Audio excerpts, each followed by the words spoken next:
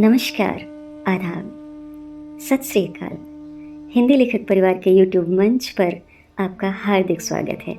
यहाँ आपको मधुर आवाज़ में छोटी-बड़ी कहानियाँ, कविताएँ और अन्य साहित्यिक रचनाएँ सुनने का अवसर मिलता है।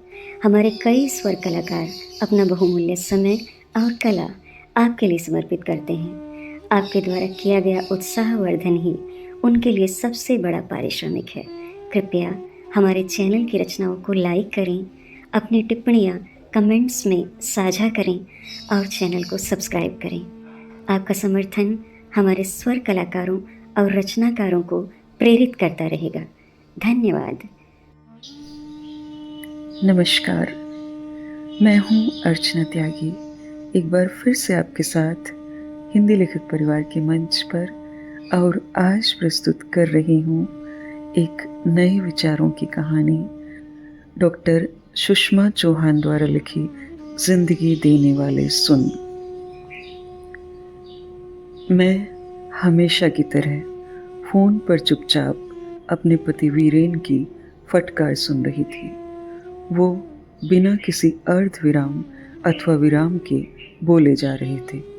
अकेली रहती हो इसका मतलब यह नहीं कि जैसे चाहे रहो। हमारा खानदान है, हमारे अपने संस्कार हैं, तमीज़ है। तुम्हारे बाप की तरह नहीं है हम सरकारी नौकर। ये तो अच्छा हुआ रोशनी ने मुझे बता दिया। अकेली रहकर न जाने क्या क्या गुल खिलाती रहोगी तुम। उनका बोलना चिल्लाना जारी था, पर अब मेरे कान तक आवाज़ ही नहीं पहुंच रही थी। अर्थहीन आवाज़, शब्द नहीं। बड़ी देर बाद उधर से फ़ोन रखने की आवाज़ आई। मैंने भी फ़ोन रखा और चुपचाप बैठ गई। रोशनी, उसके चेहरे पर नादान गलती से उभर आई पीड़ा स्पष्ट झलक रही थी।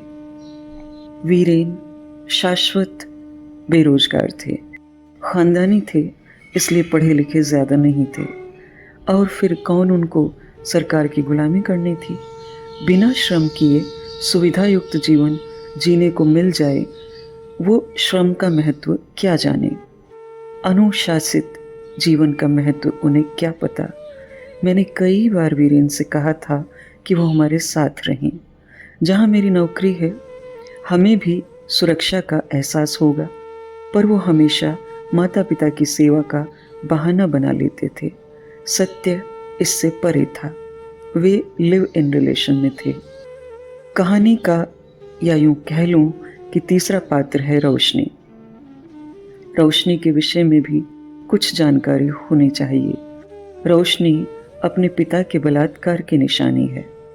मेरे स्वभाव में है चुप रहना। कोई बदतमीजी करता या बदजुबानी करता तो मेरी चुप्पी का समय लंबा हो जाता। मेरे और वीरेन के विचारों में ज़मीन आसमान का अंतर था, अतः संभाषण का अर्थ था लड़ाई।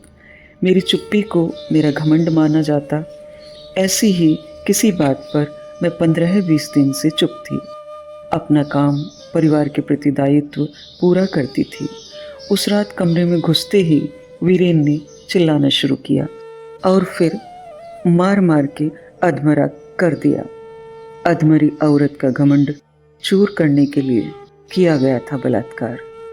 गर्भ के 9 माह न मैंने अच्छा पढ़ा न अच्छा सोचा।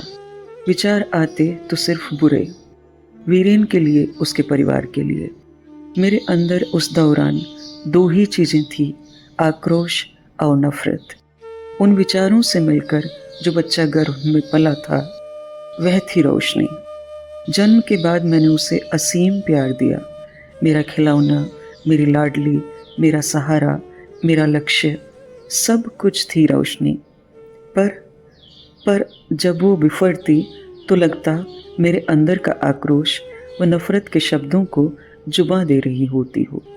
इस तरह एक कोमल, कठोर लड़की के किशोरावस्था की दहलीज पर उसके कदम थे। लेकिन आज मेरा गुनाह सरकारी नौकरी में स्थानांतरण, प्रोजेक्ट के छोटे से स्थान से इस शहर के विद्यालय में हुआ था स्थानांतरण। सामान ट्रक से उतरवाकर जल्दी से जल्दी ड्यूटी पर पहुंचकर जॉइनिंग देना चाहती थी। इसी शहर में मेरी सखी वसु रहती थी। वही मुझे अपने साथ ले जाने के लिए आने वाली थी। मैंने जल्दी से स्नान किया, गीले लंबे बालों को क्लिप की सहायता से सीमाओं में बांधा और बैठ गई वसु के स्कूटर के पीछे। अभी हम 2 किलोमीटर भी नहीं गए थे कि एक सुरीला गीत कानों से टकराया। न झटको जुल्फ से पानी, ये मोती टूट जाएंगे।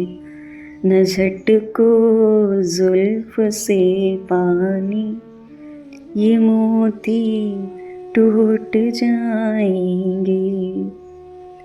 मेरा ध्यान उस ओर नहीं गया, पर वसु ने कहा, ये लड़के कभी नहीं सुधरेंगे।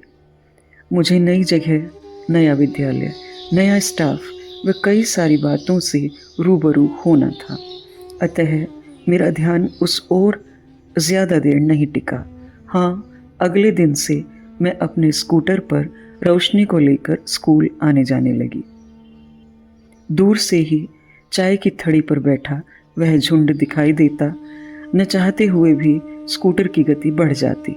मैं घबराहट में पसीना पसीना हो जाती।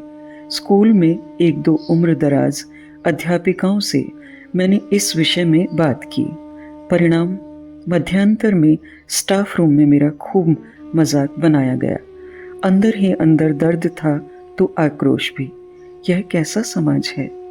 हम क्या किसी का चरित्र निर्माण करेंगे जब हमारे अपने ही कोई आदर्श नहीं है? और आज तो हद ही हो गई।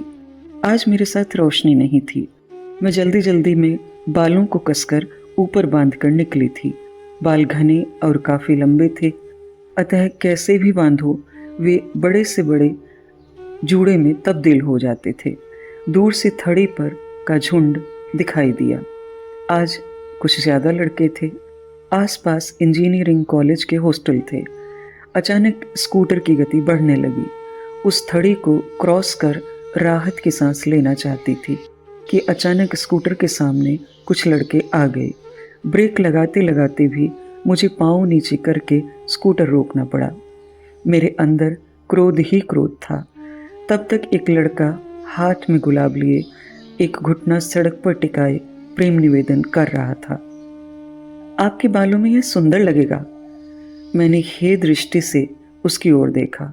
वह बेशर्म मुस्कुरा रहा था। वहाँ से स्कूल के टीचरों व बच्चों को लेकर टेम्पो निकला। 2 अध्यापिकाएं किनारे की सीट पर बैठी मुझे देखकर हंस रही थीं और हाथ से अति सुंदर का संकेत दे रही थी। इधर हॉस्टल से और भी विद्यार्थी, या यूं कहूँ उस लड़के के चमचे निकल आए। तमाशबीनों की कमी नहीं हमारे देश में। एक ने कहा, अरे मैडम, कितना सुंदर फूल है। दूसरे ने कहा, आपके जूड़े की शोभा बढ़ाएगा। तीसरी आवाज़, ले लीजिए प्लीज़। कुछ मिलजुल कर गाने लगी। तेरे जूड़े में ये वेणी और वेणी में ये फेणी। मैं घिर गई थी। कहीं कोई सुनने वाला नहीं था। आत्मसम्मान के खिलाफ मैंने समझौता किया, चुपचाप फूल लिया और रवाना हो गई। अपने पीछे आती तालियों की आवाज़ें मेरे आंसुओं में गुम होती रहीं। मेरा दुख, दर्द, मेरी विवशता, उन लड़कों की उद्दंडता, मेरे किसी अपनों का न होना, इसी दुख को लिए विद्यालय पहुंची।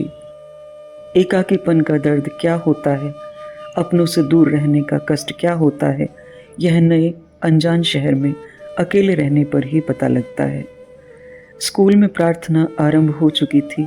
स्टाफ रूम की खिड़की के पास खड़ी होकर प्रार्थना में इस शरीर की उपस्थिति दर्ज करा रही थी। पूरे स्टाफ को पता लग चुका था सड़क वाली घटना के बारे में। प्रार्थना के बाद स्टाफ रूम में कोई सड़क के प्रेम निवेदन को दोहरा रहा था, कोई पोज बना रहा था, तो कोई डायलॉग डिलीवरी कर रहा था। मैंने रजिस्टर उठाया और चल दी अपनी कक्षा की ओर। मन में दुख था, आज रोशनी नहीं थी। कल को कुछ बड़ी घटना भी हो सकती है। उस बच्चे पर क्या प्रभाव पड़ेगा, क्या सोचेगी वो अपनी माँ के विषय में। कभी सोचती यही वो घनी केश राशि है जिस पर मेरी क्लास की लड़कियां आग्रह करती थीं, खुले रखा कर। माँ कस के 2 चोटियां बांधती थी। उनकी मेहनत थी, उनका प्यार था। और आज यही बाल, इन्हीं की वजह से मैं खून का घूंट पी कर रह गई। छुट्टी के बाद सीधे पार्लर गई। मैंने कहा, बाल कटवाने हैं। उसने पूछा, कितनी ट्रिमिंग? मैंने कहा, बॉय कट। उसे शायद अपने कानों पर विश्वास नहीं हुआ। पुनः पूछा। मैंने दोबारा कहा, बॉय कट। बाल कटते रहे, लटें कट कट कर नीचे गिर रही थी और मैं सोच रही थी, आज मैं माँ बाप की बेटी नहीं, श्वशुर गृह की वधू नहीं, सिर्फ और सिर्फ रोशनी की माँ थी। एक बेटी की नज़र में अपना सम्मान बचाए रखने वाली माँ, एक इज्जतदार माँ। अपनी सोच में डूबी थी कि पार्लर वाली ने कहा, ठीक है मैम। नहीं, मुझे बहुत गर्मी लगती है, इन्हें और छोटा कर दो, कान पर तो बिल्कुल नहीं चाहिए। कटे बाल और भारी मन से घर में घुसी। रोशनी मुझे देखी तो देखते ही रही, फिर चिल्ला पड़ी, ओए माँ, कितने स्मार्ट लग रही हो। मारे खुशी के उसने यह सूचना वीरेन को दी थी। अब मैं बाथरूम में शावर के नीचे खड़ी तन मन को धो रही हूँ। रेडियो पर गाना आ रहा है, जिंदगी देने वाले सुन, तेरी दुनिया से दिल भर गया।